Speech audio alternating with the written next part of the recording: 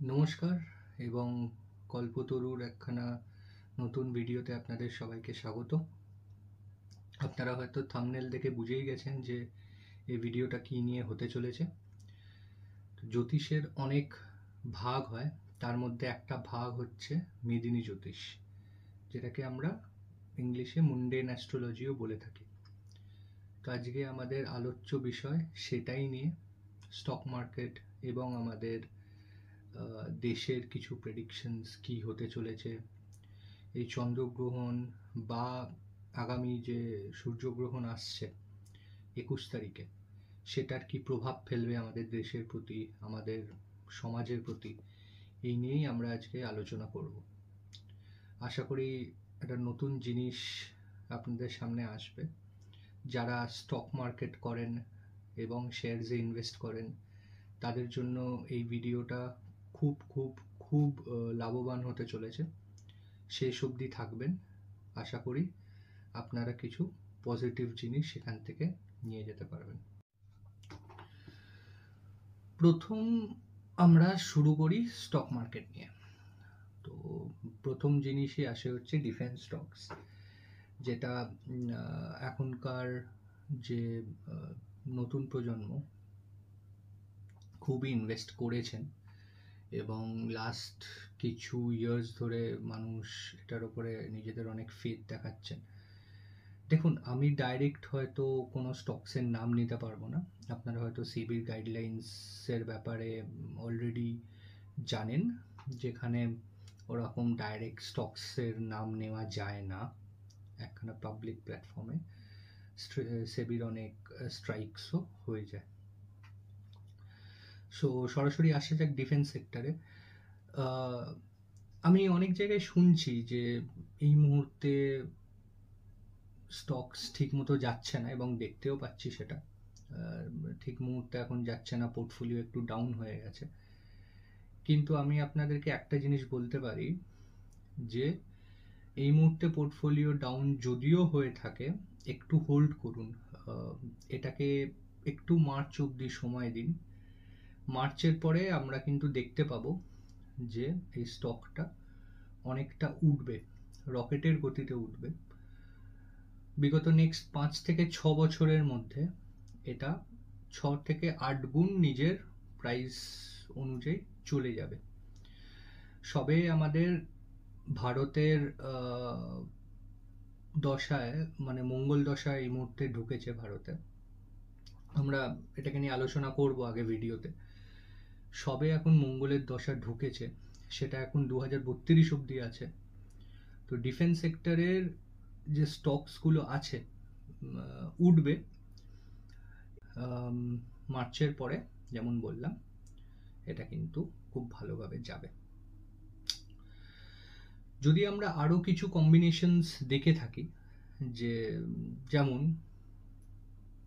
এই মুহূর্তে গুরু আছেন হচ্ছে মিথুন রাশিতে, এবং অক্টোবরের মিডেতে, আপনারা জানেন যদি খুব প্রিসাইজ হই, অক্টোবরের ওই 18 তারিখ নাগাদ গুরু প্রবেশ করবেন কর্ক রাশিতে, মানে কর্কট রাশিতে।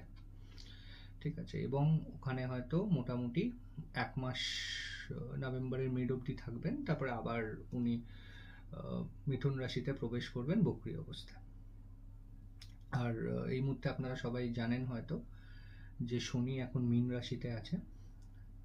তো আপনারা হঠাৎ করে দেখতে পারেন যে আমাদের কেমিক্যাল ইন্ডাস্ট্রি বা জলের বা পানীয় জলের ইন্ডাস্ট্রি বা লিকুইড ইন্ডাস্ট্রি, যে পার্টটাকে বলি, সেটা হয়তো একটা খুব বড় বুস্ট পাবে। ঠিক আছে, যেমন বলতে পারি এক্সাম্পলের ইয়েতে হয়তো যে কোম্পানিজরা জুসেস বানায়, ঠিক আছে, সেগুলো কিন্তু একটা মোটামুটি 70 to 80% কাছাকাছি হাইক পাবে বিগত নেক্সট 1 মান্থের মধ্যে। মানে অক্টোবরের 18 তারিখ নাগাদ যখন গুরু কর্কট রাশিতে ঢুকবে, সেখান থেকে নভেম্বরে একখানা কিন্তু ভালো বুস্ট দেখা দিচ্ছে, মানে আমরা দেখতে পাচ্ছি। ঠিক আছে, তো এটাও এখন মোটামুটি একটা স্টেবল ভাবেই উঠবেন বিগত নেক্সট 2-3 বছর, 2028-এর শুরু অবধি। সো লিকুইড ইন্ডাস্ট্রি, এফএমসিজি সেক্টরে এটা কিন্তু একখানা মোটামুটি একটা ভালোই বুস্ট পাবে। এবার আসা যাক ব্যাংকিং সেক্টরে। আমরা অনেকেই মনে করছি আপাততর জন্য যে ব্যাংকিং সেক্টর কিন্তু খুব সেফ, নিয়ে দেখছি একখানা স্টেডি রাইজ হচ্ছে, খুব সেফ, আর আমরা কিন্তু ইনভেস্টও করছি। কিন্তু আমি একটা জিনিস একটু সতর্ক করতে চাই আপনাদের সবাইকে, যে কিছু কিছু ব্যাংক আপনারা নেক্সট কিছু মাসের মধ্যেই দেখতে পাবেন বন্ধ হয়ে যাওয়ার বা মার্জারের জায়গায় কিন্তু চলে এসেছে। আপনারা বুঝতেই পারছেন একটা ব্যাংক কখন মার্জ হয়, যখন তাদের ঠিক মতো প্রফিট আসে না বা তারা হয়তো একটু লসে যাচ্ছে, তখন কিন্তু একটা ব্যাংক অন্য ব্যাংকের সাথে মার্জ হয়। কিছু কিছু ব্যাংকস আছে যেখানে মানুষ 1-1.5 বছর আগে একটা বড় ভুল করেছেন। আমি আবার বলছি, আমি ব্যাংকের নাম হয়তো নিতে পারছি না, তাও ওটা 3টে অ্যালফাবেটের একটা ব্যাংক, ওয়াই দিয়ে শুরু। তার মোটামুটি স্টকস একটা সময় 100, 120, 130-এর কাছাকাছি চলছিল এবং মানুষ প্রচুর ওটাতে ইনভেস্ট করেছিল, ভাবছিল যে ওটা হয়তো নেক্সট 2-3 বছর 4 বছরে 300-400 টাকায় চলে যাবে। আপনারা কিন্তু এখন দেখতে পাচ্ছেন সেই ব্যাংকের স্টকস নিয়ার অ্যাবাউট 18 টাকা, 20 টাকা এরকম চলছে, মাঝে মাঝে 10 টাকাতেও নেমে আসছে। তো বুঝতেই পারছেন ব্যাংকিংয়ের জায়গাটা কোথায় আছে। ঠিক আছে, তো ব্যাংকিং সেক্টরে খুব বুঝে শুনে প্রপার স্টাডির সাথে নিয়োগ করবেন। কারণ কি, ব্যাংকিং সেক্টর দো একটা স্টেডি রাইজ আসবে, ওভারঅল সেক্টরে একখানা প্রপার স্টেডি রাইজ আসবে, কিন্তু সব ব্যাংক যে দারুণ একটা রেজাল্ট করবে তা নয়। ওটাকে একটা সেফ অপশন ভেবে যে কোনো ব্যাংকের আমি শেয়ার কিনে নিলাম, নিয়ে আমি ইনভেস্ট করে দিলাম, সেটা কিন্তু নয়। তো ভেবে চিনতে ডিসিশন নেবেন। এবার আসা যাক প্রপার্টি সেকশনে।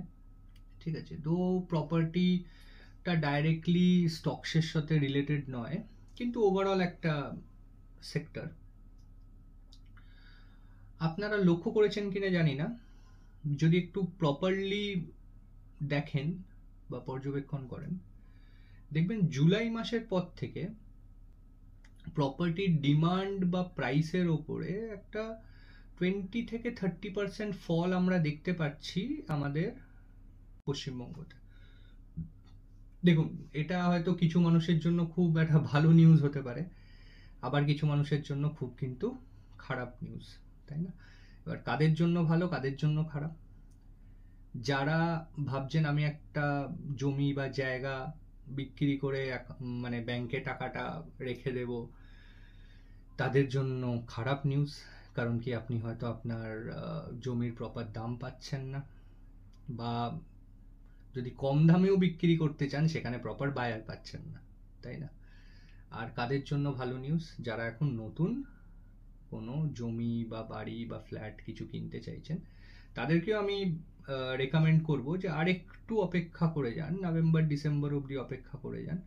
আপনারা কিন্তু একটা খুব চিপ রেটে বা একখানা যা আপনাদের রেটস ছিল অ্যারাউন্ড 1 বছর আগে বা এবছরের শুরুতে, তার থেকে কম দামে একটু নেগোশিয়েট করলে আপনারা কিন্তু প্রপার্টি পেয়ে যাবেন। কারণ কি, এই মুহূর্তে ডিমান্ড খুব লো। ঠিক আছে, সেটাও অ্যাস্ট্রোলজিক্যাল কারণে প্রপার্টির দামও পড়ছে, এবং এটা এখন চলবে নিয়ার অ্যাবাউট এই বছরের শেষ অবধি। এটা জ্যোতিষ অনুযায়ী সূর্যের সাল, দো যারা নিউমারোলজি করেন তারা বলবেন এটা মঙ্গলের সাল, কিন্তু আমরা যদি জ্যোতিষ অনুযায়ী দেখি তো এটা কিন্তু সূর্যের সাল, যেখানে সূর্য রাজা এবং সূর্যই মন্ত্রী। ঠিক আছে, তো আপনারা কিন্তু প্রপার্টির ওই জন্য একটুখানি ফল কিন্তু দেখতে পাবেন। এবার আমি আরেকটা জিনিস একটু বলছি। এখানে মানুষ আমার রিসেন্টলি কিছু কনসালটেশনসে আমি এই জিনিসটা দেখেছি, এখন সবাই কিন্তু শেয়ার মার্কেট করতে চাইছেন। সবাই ভাবেন আমি শেয়ারে আসবো এবং কিছু শেয়ার কিনবো, অপশনস ট্রেডিং করব, ফিউচার ট্রেডিং করব, করে মোটামুটি একখানা ভালো সাইড ইনকাম জেনারেট করতে পারবো। ঠিক আছে, আমি বলছি না যে এটা ভুল বা এটাতে মানুষ পারছে না, কিন্তু আমাদেরকে আমাদের লাকটাও দেখতে হবে। আমাদের যে চার্ট হয়, যে জ্যোতিষের কুণ্ডলী হয়, সেটা কিন্তু আমাদের দেখতে হবে। কারণ কি, সবার চার্ট কিন্তু ট্রেডিংয়ে থাকে না, বা আমাদের চার্ট কিছু কিছু পার্টিকুলার, আমাদের একটা হাউস আছে, 5th হাউস, পঞ্চম ঘর, আমাদের কোন টাইপের স্টকস আমাদেরকে স্যুট করবে সেটার ব্যাপারে আমাদেরকে বলে। আমি একটা উদাহরণের স্বরূপ বলছি আপনাদেরকে। দেখলেন, আমি ধরুন আপনাদেরকে একটা সেক্টর বললাম, ঠিক আছে, তো এক্সাম্পল অনুযায়ী নেওয়া যাক যে ডিফেন্স সেক্টরে আপনি একখানা স্টক নিলেন এ, আর একজন যার মোটামুটি চার্ট স্যুট করে এই ব্যাপারে, সে একটা স্টক নিল বি। আপনার স্টকটা মোটামুটি দেখলেন নেক্সট 3-4 বছরে হয়তো 6 কি 7%ই গ্রোথ পেয়েছে, মানে ওঠা নামা করতে করতে 6-7% গ্রোথ পেয়েছে। তার স্টকটা মোটামুটি 10-12% গ্রোথ পেয়েছে। এটা হয়েই থাকে, আমরা সবাই জানি। আমরা কিন্তু তখন বলি যে এইটার জায়গায় যদি ওই স্টকটা নিয়ে নিতাম, আমাদের কিন্তু এখন এই টাকাটা এইখানে চলে যেত, তাই না? তো এই যে জিনিসগুলো কিন্তু হয়। এবার ধরুন 3 বছর পরে যদি আপনি 5 কি 6% আপনি একখানা আপনার টাকাটা বৃদ্ধি পেল, তাহলে কি আপনি প্রফিটে আছেন নাকি আপনি লস করলেন? এটা বিবেচনাটা আমি আপনার উপরে দিলাম, তাই না? তো অ্যাস্ট্রোলজি অনুযায়ী আমাদের পঞ্চম ঘরকে আমাদের 8 নম্বর ঘর, 11 নম্বর ঘর আর 2 নম্বর ঘরের সাথে একটা ডাইরেক্ট রিলেশন বানাতে হয় বা বানানো উচিত। সেই যাদের এই জিনিসগুলো আছে তারা স্টক মার্কেটে প্রচুর উন্নতি পান এবং তারা প্রচুর ভালো করেন। আর যদি ইনকেস ধরুন সেই রিলেশনটা আসছে না কোনোভাবে, তাদের 5 নম্বর ঘরকে, যেমন আমি বললাম যে 5 নম্বর ঘর আমাদের কি টাইপ অফ স্টকস আমাদের স্যুট করবে সেই জিনিসটা আমাদের অলরেডি ইঙ্গিত দেয়। তো আপনারা যদি একখানা প্রপার জ্যোতিষ, যারা ওই কর্পোরেট অ্যাস্ট্রোলজি বা এই স্টক মার্কেট, মেদিনী জ্যোতিষ, এটার ব্যাপারে জ্ঞান রাখেন, যদি কনসাল্ট করেন, আপনাদের কিন্তু এই মনিটারি গেইনটা খুব ভালো হবে। ঠিক আছে, তো আমি সবসময় সাজেস্ট করব, দেখুন আপনারা যখন যেহেতু এত টাকা ইনভেস্ট করছেন, কারণ কি স্টক মার্কেটে লোকজন এই তো 200-300 টাকা ইনভেস্ট করে না, তারা হাজার টাকা ইনভেস্ট করে, লাখ টাকা ইনভেস্ট করে। তো একটা জ্যোতিষের থেকে কনসালটেশন আমার মনে হয় না খুব একটা বেশি পড়ে, খুব লাভবান, মানে লাভদায়ক হতে পারে, তাই না? কিন্তু যারা প্রপার জ্ঞান রাখেন এই বিষয়ে, ঠিক আছে। এবার আমরা মোটামুটি যাই হচ্ছে ওই মেন বিষয় যেটা নিয়ে আমরা সবাই খুব চিন্তিত, সেটা হচ্ছে গোল্ড। তো যারা আমাকে জানেন, চেনেন এবং দীর্ঘদিন আমার সাথে কনসালটেশন করেছেন with regards to Jyotish, numerology বা বাস্তু, তো তারা জানবেন আমি লাস্ট ফেব্রুয়ারিতে বলেছিলাম যে গোল্ডের প্রাইস এই বছরের মিডে ছোঁবে এবং মার্চ 2026-এর কাছাকাছি 1.5 লাখ টাকার কাছাকাছি যাবে, বা 1.5 লাখের ওপরেও যেতে পারে, 1,60,000 অব্দিও যদি যায় আমি খুব শকড হব না এই বিষয়ে। কারণ কি সেরকমই দেখতে পাচ্ছি, যেমন বললাম আপনাকে এটা সূর্যের সাল, তো আমি কিন্তু খুব একটা বেশি শক্ত হব না। তখন আমার মনে আছে অনেক মানুষ জিনিসটাকে প্রপারলি নেননি, ভাবছেন হয়তো কি বলছে, গোল্ড 1 লাখ টাকা কি করে যাবে। যদি ইনফ্যাক্ট আমার মনে আছে একজন আমাকে বলেও ছিলেন যে যদিও এরকম ভাবে প্রাইস পুশও হয় তো স্টক মার্কেট অনুযায়ী, তো লোকজন বিক্রিও করে দেবে, আবার ওটা ব্যালেন্স হয়ে যাবে, অনেক রকম জিনিস। কিন্তু দেখতেই পাচ্ছেন গোল্ড কিন্তু 1 লাখ অলরেডি ছুঁচ্ছে। এবং শুধু গোল্ড নয়, এটা কিন্তু সিলভারের ক্ষেত্রেও আমি বলছি, সিলভারও কিন্তু খুব একটা প্রপার ওয়েতে কিন্তু খুব তাড়াতাড়ি শীঘ্র উঠবে। এটা কিন্তু শুধু গোল্ড আর সিলভারও বাড়ছে না, এটা তামা, পিতল এদের দামও বাড়ছে। যেহেতু আমরা এর ব্যাপারে খবর রাখি না আর ডেলি ইউজেতেও নেই, আমরা ডেলি তো গিয়ে আর তামা বা পিতল এদের তো রেটস আমরা ডেলি ফলো করি না। যারা করেন তারা ভালো করেই জানেন তার সেই ধাতুরও কিন্তু দাম বাড়ছে। ঠিক আছে, তো আমার এখানে সাজেশন আছে সেই মানুষদেরকে, দেখুন আমাদের বাঙালির সব বাড়িতেই মোটামুটি রূপোর জিনিস কিন্তু প্রচুর আমাদের বাড়িতে থাকে। অন্নপ্রাশন, পৈতে বা যে কোনো শুভ অনুষ্ঠানে অনেকে রূপোর অনেক কিছু দিয়ে থাকেন। আমি কিন্তু রেকমেন্ড করব সবাইকে, হঠাৎ করে রূপো কিন্তু বেচে দেবেন না, বা রূপো কিছু একটা ইউজ করে একটুখানি, কারণ কি আমরা একখানা জুয়েলারির দোকানে যাই, সেখানে গিয়ে এরম যে এখান থেকে আমি কতটা পাবো, তারা একখানা বলে দেয়, আমরা বলি ঠিক আছে করে দাও। কারণ কি আমরা রূপো নিয়ে অতটা টেন্সড নই, অত যদি এটা গোল্ড হতো আমরা 4টে আরো প্রশ্ন করতাম, কিন্তু রূপোর ব্যাপারে আমরা করি না। ঠিক আছে, তো এই প্রশ্নগুলো করা শুরু করুন, কারণ কি রূপো সোনার মতোই এবার ইম্পর্টেন্ট একখানা জায়গায় যাচ্ছে।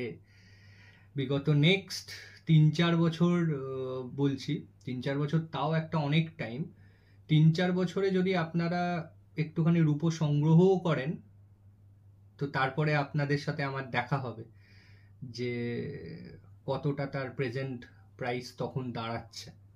ঠিক আছে, তো রূপো হোল্ড করুন, বিক্রি করবেন না, বা আপনারা ইনভেস্টও করতে পারেন রূপোতে, এটা কিন্তু আপনাদের জন্য খুব লাভবান হবে।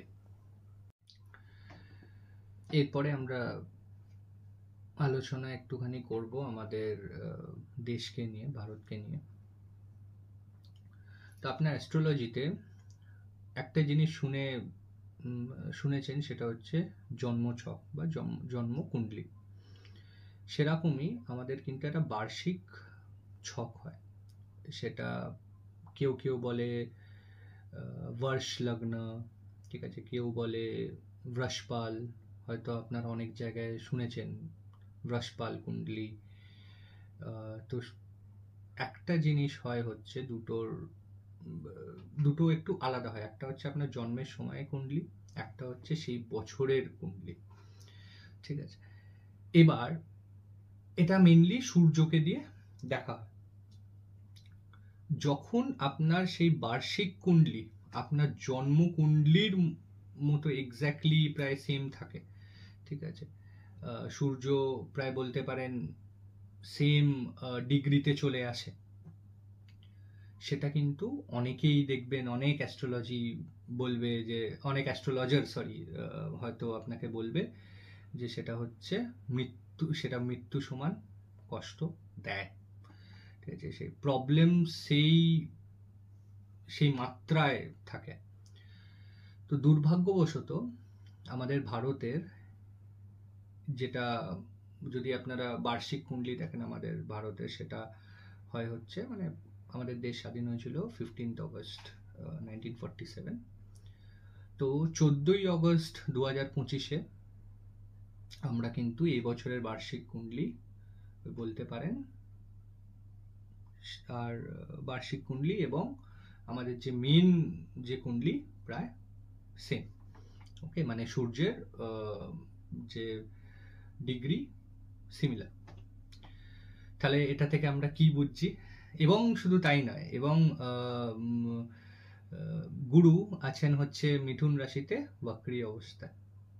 হ্যাঁ, তো আপনারা ইন দ্য পাস্টও যদি এই গুরুর এই অবস্থান দেখে থাকেন, তাহলে আপনারা জানবেন, এটা আপনাদের একটা হোমওয়ার্ক রইল, কোন কোন সময় গুরুর এই অবস্থান ছিল এবং সেই সেই সালে কি কি হয়েছে। ঠিক আছে, তো যাই হোক, যেটা মেন বক্তব্য হচ্ছে, আমাদের ভারতের জন্য কিন্তু একটুখানি খারাপ সময় আসতে চলেছে এই বছরটা, যেখানে কিন্তু সবকিছু ঠিকঠাক থাকবে না। এবং আমি ভিডিও শুরুতেই বললাম, আমাদের ভারতের কিন্তু অলরেডি মঙ্গলের মহাদশা পড়ে গেছে। তো আমাদের ভারত যে একখানা খুব শান্তিপ্রিয় দেশ ছিল, সেটাকে কিন্তু আপনারা পাবেন না। আর এই মুহূর্তে ভারত কিন্তু, যদি আপনারা একটা ইঁট মারেন, ভারত কিন্তু এবার 100টা ইঁট মারবে। ভারত কিন্তু ওই ঠিক আছে, কেউ একজন এসে কিছু বলল, ঠিক আছে, আমাদের যতক্ষণ না একটা বড় কোনো ক্ষতি হচ্ছে, আমরা সেরকমভাবে রিয়্যাক্ট করব না। বা আমরা একবার ইউএনএ যাচ্ছি বা অন্যান্য দেশের কাছে গিয়ে আমরা এটার আলোচনা করছি যে এটা আমাদের সাথে এই হয়েছে, এরকম কিন্তু আমাদের মেন্টালিটি আর থাকবে না। আমরা কিন্তু অনেক বেশি অ্যাগ্রেসিভ হয়ে উঠব। ঠিক আছে, এবং তাই নয়, এখন থেকে দেখবেন বিগত নেক্সট কিছু বছরে আমাদের যে অস্ত্র যেটা হয়, সেই অস্ত্রর প্রচুর ফ্যাক্টরিও গড়ে উঠবে। এবং ভারত লাইক আমেরিকা প্রচুর কিন্তু দেশে অস্ত্র সাপ্লাইও করবে।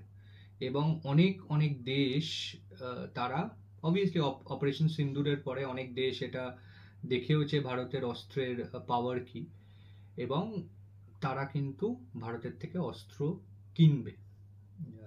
এটাই কিন্তু আসতে চলেছে। 2032 অব্দি মঙ্গলের মহাদশা আছে, এবং ভারত কিন্তু এই ওয়েপেনারিজের দিক থেকে অনেক কিন্তু এগোবে। ওই জন্য আমি কিন্তু শুরুতেই বলেছিলাম ডিফেন্স স্টকস। এবার বুঝতে পারছেন কেন আমি বলেছি এবং কি ব্যাপার। আর একটা জিনিস হচ্ছে, এই রিসেন্টলি আমাদের চন্দ্রগ্রহণ গেল।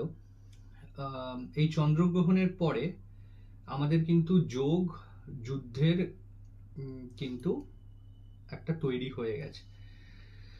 তো আমরা কিন্তু দেখতে পারি যে আমাদের কিছু নেবারিং কান্ট্রিজ, যেমন নামই নিচ্ছি পাকিস্তানের তরফ থেকে, বা আরও কিছু নেবারিং কান্ট্রিজও হতে পারে, আমাদের ভারতের উত্তরের দিক থেকে ইনক্লুডিং উত্তরপ্রদেশ, সেখানে কিন্তু কিছু রকম অ্যাট্যাকস হতে পারে, সুসাইড অ্যাট্যাকস। দেখুন, পেহেলগামের মতো হয়তো অনেকজন মিলে এসে একখানা ওরকম অ্যাটাক করলো, হয়তো এরকম হবে না। এগুলো অনেকটা ওই লোন উলফ অ্যাটাক টাইপের হবে, যেখানে একজন এলো, এসে একখানা পাবলিকের মধ্যে একটা সুসাইড অ্যাটাক করলো, নিজেও মারা গেল, অনেক পাবলিকের ক্ষতিও হলো। এরকম টাইপের কিন্তু অ্যাটাকস এগুলো হতে থাকবে। ঠিক আছে, এবং ভারত কিন্তু তার জবাব খুব স্ট্রংলি দেবে। ভারত আর কিন্তু ভাববে না অন্য কিছু, বা অন্য কোনো দেশ এলো, এসে বলল হাতে পায়ে হাত জোর করে যে আমাদেরকে ছেড়ে দিন, এবার আমাদের একটুখানি ভুল হয়ে গেছে, বা আমাদের ইকোনমিক্যালি অনেকটা আমরা পড়ে যাচ্ছি, ওরকম কিন্তু ভারত আর যুদ্ধ স্টপ কিন্তু করবে না।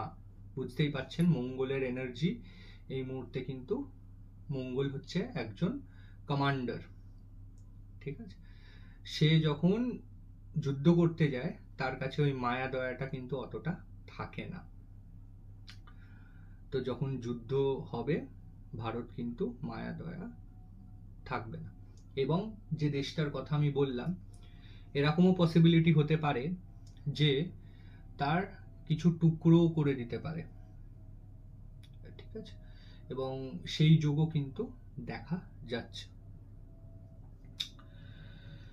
আরেকটা জিনিস হচ্ছে, যেটা খুব একটা ভালো দেখতে পাচ্ছি না এই মুহূর্তে, সেটা হচ্ছে যে এই মুহূর্তে অনেক মানুষ দেখবেন এই চন্দ্রগ্রহণের পরে, যেটা এর একখানা এফেক্ট মোটামুটি 2-3 মাস লাগে একটা স্ট্রং এফেক্ট আসতে। তো মানুষের মেন্টালিটি দেখবেন মোটামুটি নভেম্বর ডিসেম্বর সাইডে, বা এখনো আপনারা যদি খুব ভালোভাবে দেখেন, মানুষের মেন্টালিটি কিন্তু একটু নিজের কিছু বিজনেস খোলা বা প্রেজেন্ট যে জবেতে আছে সেখান থেকে 80% পিপল কিন্তু খুশি নয়, তারা রিজাইন করতে চাইছে। কোথায় যাবে জানে না, কিন্তু তারা চায় হচ্ছে আমি একটা বেটার অফার পেয়ে যাই। মেন্টালিটিটা হচ্ছে আমার এই মুহূর্তে এই জবে আমি খুশি নই, রেজিগনেশনের একটা হিউজ মেন্টালিটি কিন্তু চলে এসেছে, ঠিক আছে? তো এই একটা জিনিস কিন্তু আছে। এবং আর একটা জিনিস যেটা আসছে হলো, সেটা আমরা দেখতে পাচ্ছি হলো এই দশার জন্য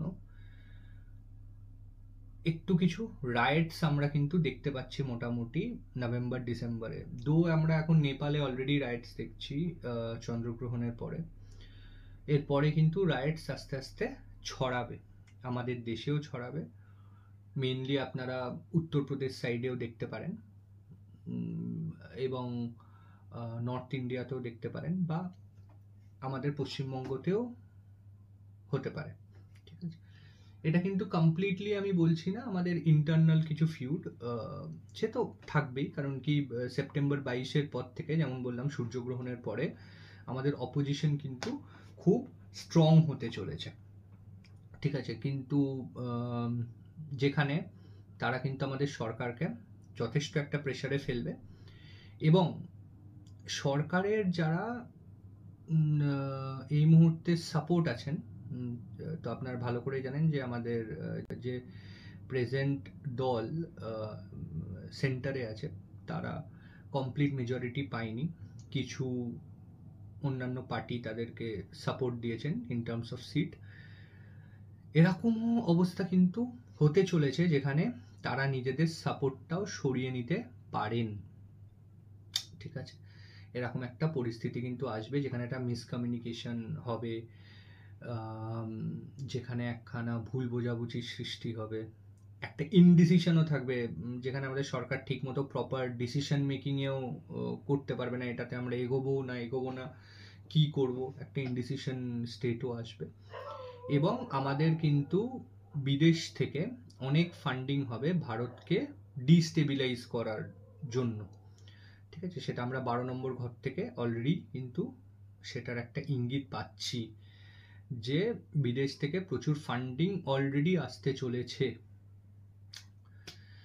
এবার একটা কথা ভাবুন, আপনাদের কি মনে এসেছে এই প্রশ্নটা যে সাডেনলি কেন আমাদের সেন্ট্রাল গভর্নমেন্ট বাংলাদেশিদের ওপরে এই ক্র্যাকডাউনটা শুরু করেছে?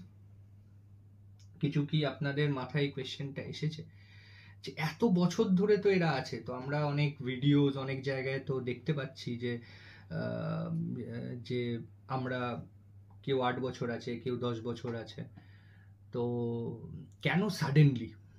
এই জিনিসটা তো আমরা মোটামুটি অনেক বছরই দেখিনি, আর এবং জানি যে বাংলাদেশিরা আসছে, ঘাঁটি গাড়ছে আমাদের এখানে, এখন কেন? আপনার কি মনে হচ্ছে আমরাই খালি এই আলোচনাটা করছি একটা সেন্ট্রাল গভর্নমেন্ট লেভেলে বা একটা গভর্নমেন্টাল লেভেলে? মানুষ তারা কি দেখতে পাচ্ছে না এই জিনিসগুলো আসছে, নাকি তারা জ্যোতিষে বিশ্বাস করে না? তারাও কিন্তু দেখছে, এবং তারাও সেটার প্রতিকার অলরেডি করছে, তারাও বুঝতে পারছে কোথা থেকে আসছে, বা আমি যদি জ্যোতিষও না বলি, ইন্টেলিজেন্স এজেন্সিজ আমাদের আছে ভারতের, তারাও কিন্তু এই ইনপুটসগুলো পাচ্ছে। এবং ভাবুন না, ধরুন একখানা বিদেশি মানুষ, প্রায় যেটা আমরা ইন্ডিয়াতে শুনছি নিয়ার অ্যাবাউট আনঅফিসিয়ালি 3 থেকে 4 কোটি বা 5 কোটি মানুষ গোটা ভারতে বিভিন্ন রাজ্যে ছড়িয়ে আছে। এবার 5 কোটি মানুষ যখন বিদেশি ফান্ডিং পাচ্ছে, প্লাস আমাদের ভারতের নিজস্ব অনেক অপোজিশন দল আছে, বা অনেক মানুষ আছে যারা হয়তো একটু বয়ে যেতে পারে, এই এই বিষয়ে। তো বুঝতে পারছেন একটা কতটা পলিটিক্যাল আনরেস্ট বা একখানা কতটা একটা দেশের মধ্যে একটা অস্থিরতা তৈরি করা যেতে পারে, বুঝতেই পারছেন। তা আমাদের দেশের মানুষ তাদেরকে বোঝালে তারা বুঝবেন আশা করি, কিন্তু বিদেশি যারা, তারা তো নিজেদের দেশকে ছেড়ে অলরেডি চলে এসেছেন লুকিয়ে, ঠিক আছে। তারা এমন একটা অবস্থায় আছেন যে নিজের দেশের নামটাও তারা নিতে পারেন না, তাই না, লুকোনো অবস্থায় আছেন অন্য একটা দেশে লুকিয়ে। তো তারা বুঝতে পারছেন কিরকম একখানা আমাদের দেশে একটা কি ঝড় তুলতে পারে। তো যাই হোক, আমি এইগুলোর দিকেই ইঙ্গিত দিচ্ছি, যারা বুদ্ধিমান একটুখানি বুঝে যাবেন। আর একটা মেজর জিনিস হচ্ছে ডিসেম্বর 18-র পরে মোটামুটি এপ্রিল অবধি আমরা কিন্তু একখানা যোগ দেখতে পাচ্ছি, যেখানে আমাদের রাজার পরিবর্তনও হতে পারে, ঠিক আছে। তো আমাদের দেশের রাজা প্রেজেন্টলি যিনি আছেন সেন্ট্রাল গভর্নমেন্টে, তার পরিবর্তনও হতে পারে, ঠিক। এবার দেখুন, পরিবর্তন, তিনি অলরেডি একটা প্রাইম মিনিস্টার, এর ঊর্ধ্বে তো আর কোনো পদ নেই, তাই না, at this point of time. তো এটাই হতে পারে যে তিনি হয়তো রাজনীতি ছেড়েও দিতে পারেন, বা তাকে রিজাইনও করতে হতে পারে, এটাও আমরা দেখতে পাচ্ছি। এটা বাই নেক্সট এপ্রিলের মধ্যে আমরা দেখতে পাচ্ছি। তো আমাদের পরিস্থিতি, যেমন আমরা বললাম যে এই মুহূর্তে একদম অনুকূল নয়। স্টক মার্কেট, যেমন বললাম, ওভারঅল নিফটি বা ওভারঅল মার্কেট, যখন আমি এই কথাগুলো বলছি, রাইটস হতে পারে বা আমাদের রাজার পরিবর্তন হতে পারে, তো বুঝতেই পারছেন স্টক মার্কেট কিরকম আপ ডাউন করবে বা স্টক মার্কেটের স্থিতি কি হবে মোটামুটি নভেম্বর ডিসেম্বর থেকে পরের বছরের মার্চ এপ্রিল অব্দি। তো আপনারাও একটুখানি বুঝে শুনে ইনভেস্ট করবেন, এবং বুঝে শুনে আপনারা নিজেদের টাকা লাগাবেন। এতক্ষণ আমাদের সাথে থাকার জন্য অনেক ধন্যবাদ। আপনাদের কোনো কোয়েরিজ, কোনো প্রবলেমস থাকলে আমাদের সাথে কনসালটেশনও বুক করতে পারেন, এই নিচে দেওয়া নম্বরে আপনারা হোয়াটসঅ্যাপ করতে পারেন এবং আমাদের সাথে কনসালটেশন বুক করতে পারেন। অনেক অনেক ধন্যবাদ এতক্ষণ আমাদের সাথে থাকার জন্য। আবার দেখা হবে পরের ভিডিওতে। Thank you.